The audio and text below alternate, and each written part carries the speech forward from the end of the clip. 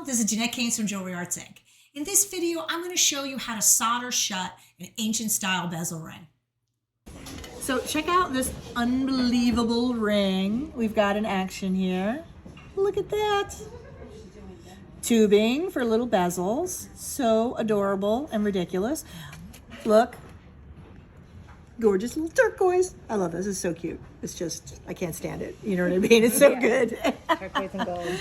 So this is, you know, the traditional, what we call bezel ring. It's originally a Roman ring, which is really just like you solder a bezel down, you saw, you bend, and that's how you work your way around rather than curving the bottom of the bezels. It's just a different way to construct it.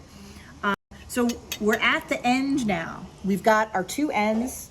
We trimmed off the last little bits like so. And now I'm gonna basically put the two together. And what we were talking about before is it's just like with a jump ring. If you take a jump ring and pull it apart, it's gonna look like shit. It's never gonna, you know what I mean? It's like, it gets a little distorted. And it's very hard to round it back out. I mean, you can use a scriber and smack it with a hammer, but it's the same thing with this. You have to like twist it open and then twist it back closed. Not that it'll stay perfectly round, but in order to solder those last little bits, you always have to offset it a little bit to kind of be able to get in there. So don't be afraid, it'll come back to shape. So I'm now gonna reshape it, which, just like so. And really, just like with a jump ring, I'm gonna take it, I'm gonna twist it, I'm gonna go a little bit past where I want it to go and come back. You know, so you're gonna do this and go a little past. You know, a little pass, just like with a jump ring or a bezel when you're trying to get them to line up and be together nice. So that looks good from the top, but like if you look from the side, one side's a little higher, so I'm going to play with that a little bit, but that's how you do it. It's not as hard as you think.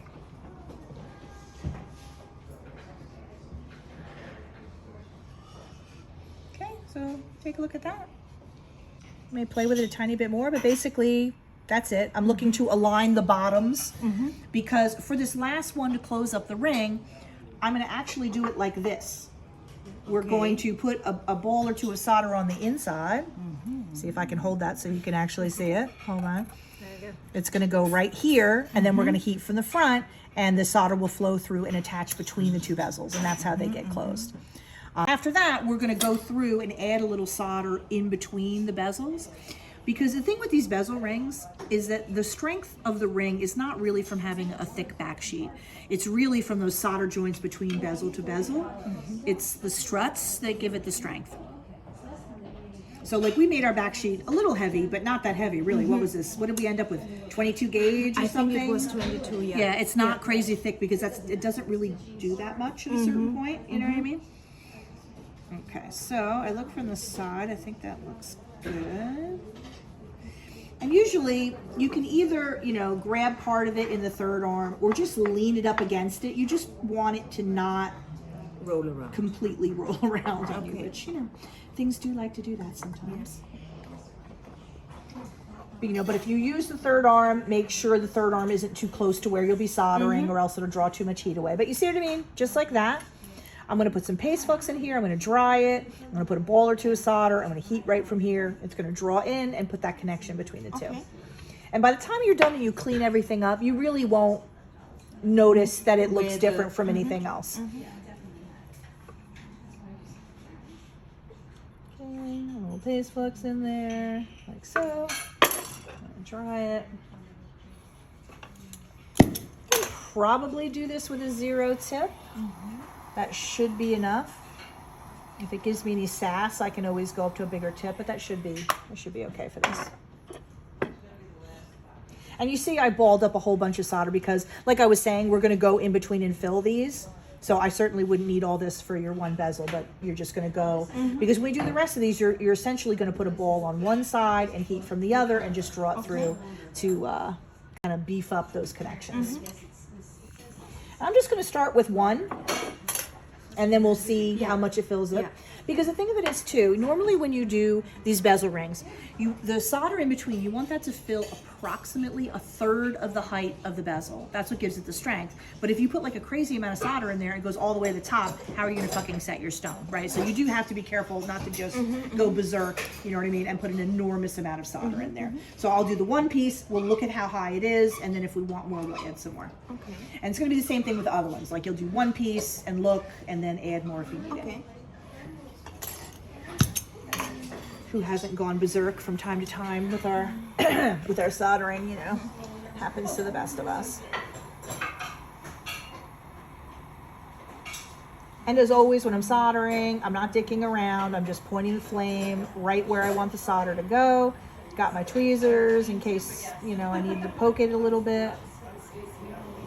And that starts to flow a little bit.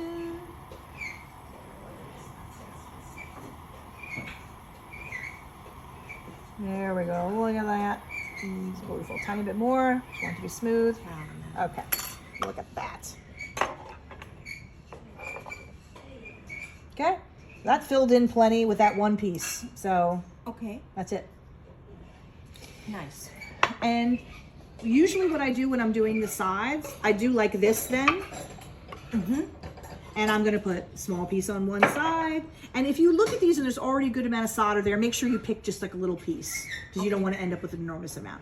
You're gonna put the solder on one side with flux, heat from the other, and just draw it through. Okay. Okay? And same thing with the zero tip, literally just like this. One ball, and I mean, it doesn't really matter, can- whichever side you're more comfortable. I don't have to quickly.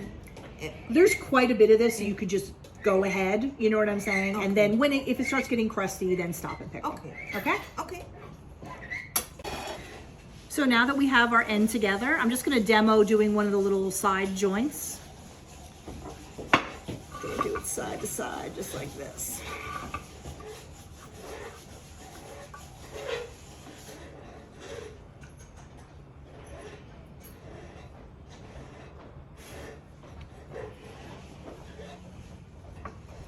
Now, if it were me and I was going to try to do a few in a row without having to stop and pickle, I would just, you know, flux a whole section there.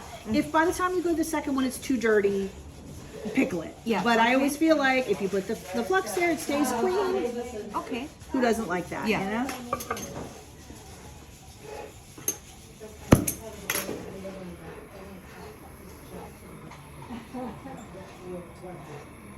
Now, normally for me, I'm right-handed, but I hold the torch a lot of times in my left hand because then I'm much better with my tweezers.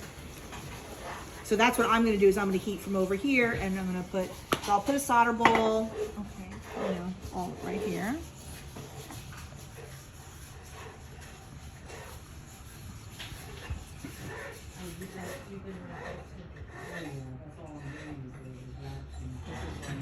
And it has to touch both Yes. bezels?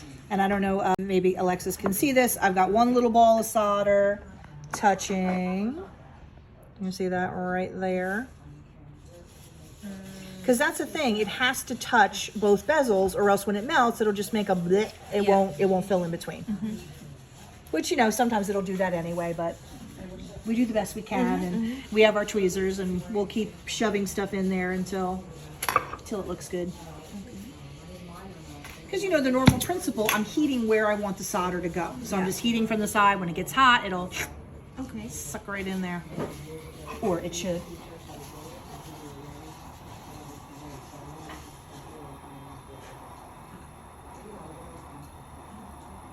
Okay, my little piece of solder right there.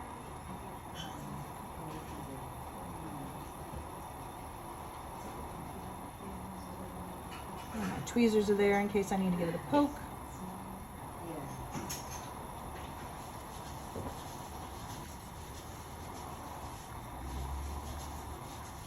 The thing is, this is a lot of metal at this point, you know. Could I go to a bigger tip? Yes, I could, but it does get a little dicey. So I think I would prefer to have it take a hair longer and use the zero, but you can use your own discretion. It's pretty easy to get a little carried away with that big tip with something like this. Although I would like it to go ahead and melt, that would be great. All right, butthead, be that way. I'm gonna go in a little bit. There we go.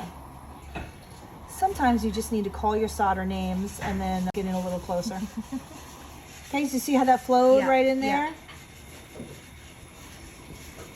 I'm gonna take a look from the side and see if that's enough. And if it is, yay. We want about a third. If not, I'm gonna put another piece of solder in there. So sorry, Alexis, I'm gonna come right towards you for a second.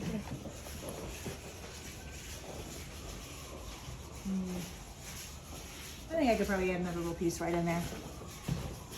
Same spot, same. Yes. I'm gonna come around this way. Okay.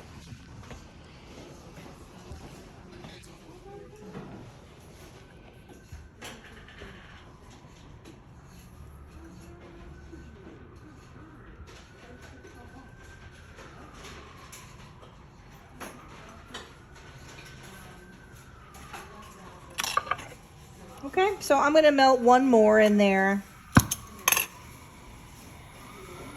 And I did have to get in a little bit closer to give it that last little boost to get it to flow, but whatever it takes.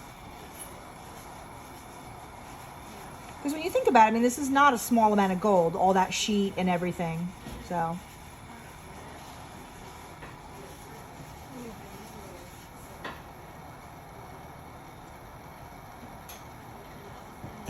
There we go. Come on.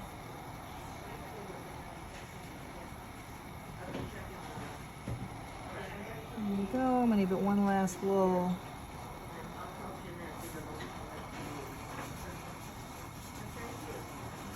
I mean, and this is why I would love to go to a bigger tip, but I think it's contraindicated. All right, fine.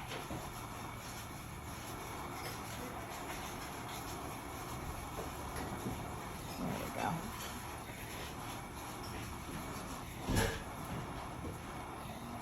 Okay. So, like I said, normally you want it to go a little faster than that, but I am concerned if you go with the big tip on here that that naughty things can happen. So I think you're better off staying with this. Yeah. Even though my advice normally is just like kablamo and the bigger tip. Okay. Okay? Okay.